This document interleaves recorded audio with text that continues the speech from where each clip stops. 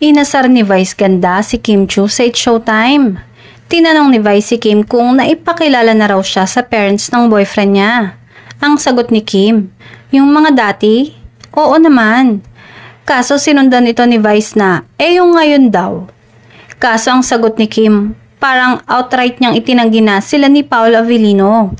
Bilang given naman na si Paolo talaga ang naliling sa karelasyon niya ngayon.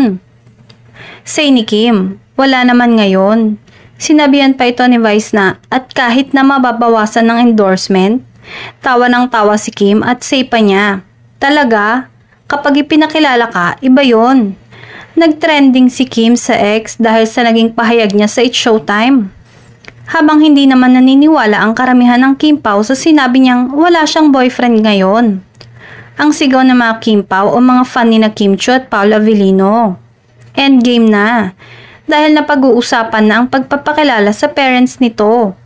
Ibig sabihin ay talagang seryosohan na ang relasyon ng dalawa. Meaning, nagkaalaman na. Endgame na raw at sina Kim Chiu at Paolo na. Pero may ilang grupo ng mga fans ni Kim Chiu ang hindi pa rin kumbinsido sa ipinapakitang kabaitan ni Paolo Avellino sa kanya. Duda sila kung seryoso bang aktor sa panliligaw kay Kim.